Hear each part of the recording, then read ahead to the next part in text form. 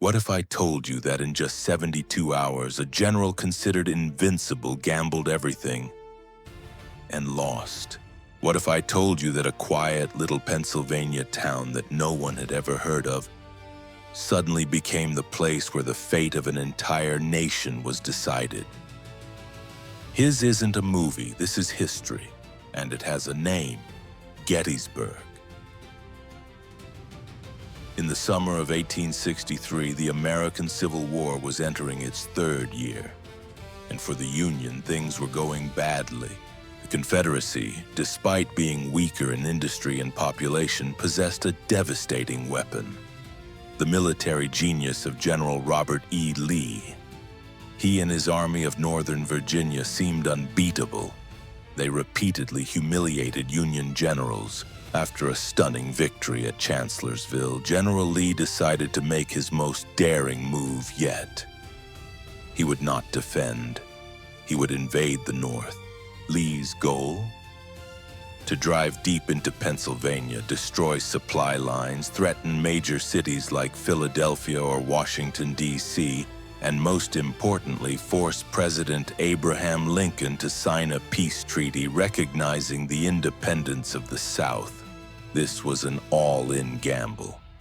And as his army advanced, the Union's Army of the Potomac, under the command of a brand new general, George Meade, was forced to chase them.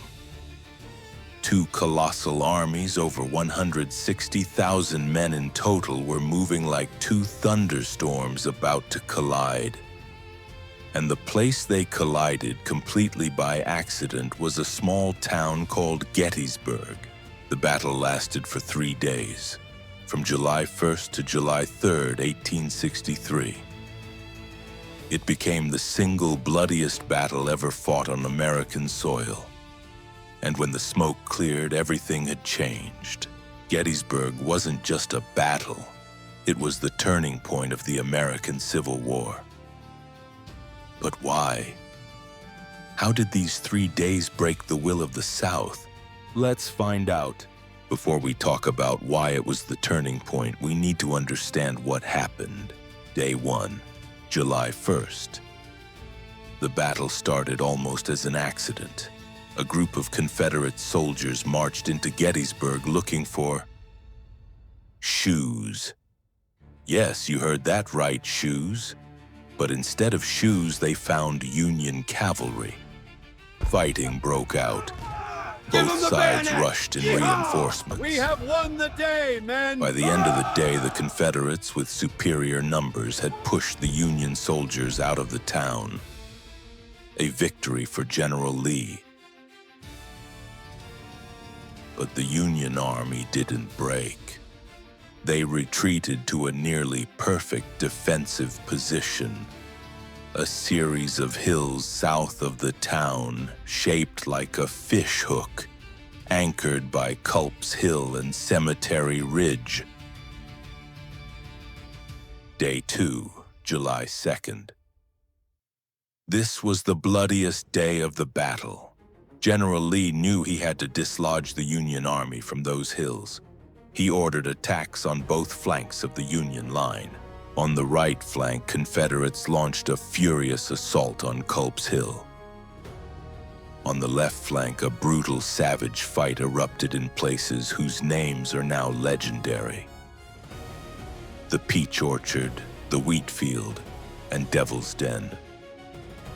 And then, at the very end of the Union line, on a small hill called Little Round Top, Colonel Joshua Chamberlain and the 20th Maine Regiment were told to hold the line at all costs. They fought heroically, but then they ran out of ammunition. Completely. The Confederates were preparing for one final charge. In a moment of either genius or madness, Chamberlain gave the order: "Fix bayonets. Charge." The Union soldiers, instead of defending, raced down the hill with bare bayonets. This sudden, desperate attack shocked the Confederates and broke their charge. Chamberlain had saved the Union's left flank. By the end of Day 2, tens of thousands of men were down. The Union line had bent, but it did not break. General Lee had failed to break the flanks. Now he had only one option left, a desperate one. He believed General Meade had weakened his center to reinforce the flanks. Lee decided he would launch a massive frontal assault right up the middle. His subordinate, General James Longstreet, pleaded with him not to do it. He said, "General, there are no 15,000 men ever born who can cross that field." But Lee's mind was made up. At 1 p.m. on July 3rd, more than 150 Confederate cannons opened fire.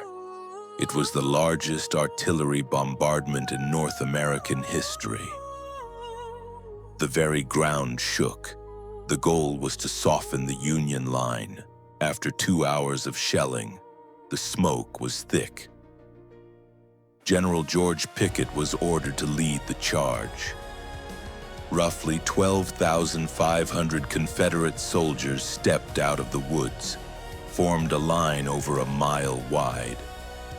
They began their death march, crossing nearly a mile of open field, straight towards the waiting Union Army on Cemetery Ridge. This wasn't a battle, it was a slaughter. The Union soldiers, protected by a low stone wall, waited until the Confederates were in range. They unleashed hell with cannons and rifles into the dense ranks. In less than an hour, more than half of those 12,500 men were killed, wounded, or captured. The attack, forever known as Pickett's Charge, was a complete failure.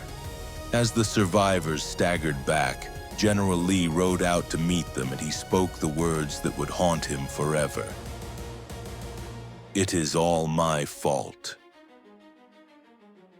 Lee's great moment of opportunity has become his greatest defeat, by far. Scarcely half of the men who made the attack returned to Seminary Ridge.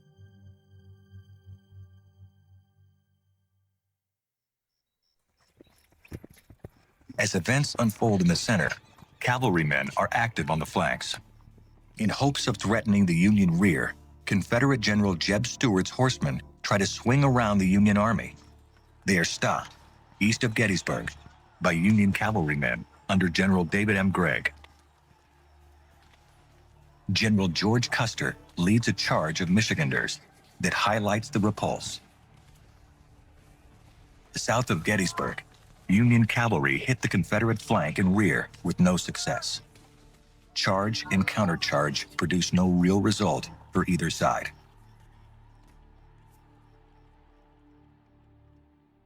The Battle of Gettysburg is over.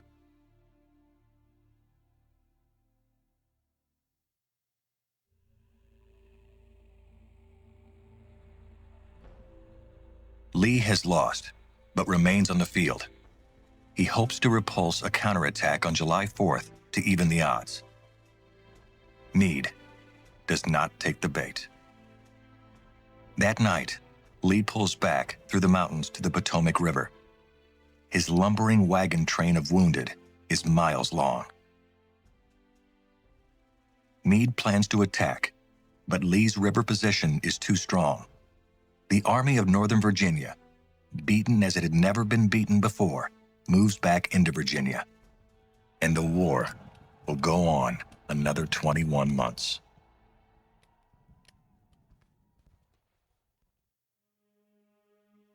In the battle's wake, Gettysburg is a place of horror. Wounded soldiers outnumber citizens by more than 12 to 1. Every home, church, and farm becomes a hospital. Most of the dead are buried near where they fell. Some are tossed into rocky chasms. Others lay exposed to the elements. Local citizens thought that Union soldiers should be buried in some organized fashion on the battlefield they had won. Thus, the first national cemetery on a battlefield was born. 3,512 Union soldiers are moved from their battlefield graves to the new Soldiers' National Cemetery. As the work progresses, organizers hold a dedication ceremony on November 19th, 1863. 15,000 people attend. Edward Everett is the main speaker. President Abraham Lincoln delivers a few appropriate remarks. The Gettysburg Address. In 2 minutes, Lincoln covers the history of the Republic, the raging war, the need to continue the fight, and lays out a vision for the future. It stands among the greatest speeches in American history. Now we are engaged in a great civil war. His words give increased purpose to the loss of life in evidence, a sacrifice that would be necessary in ever greater numbers, in hundreds of hallowed places yet unnamed, with the hope that government of the people, by the people, for the people, shall not perish from the earth.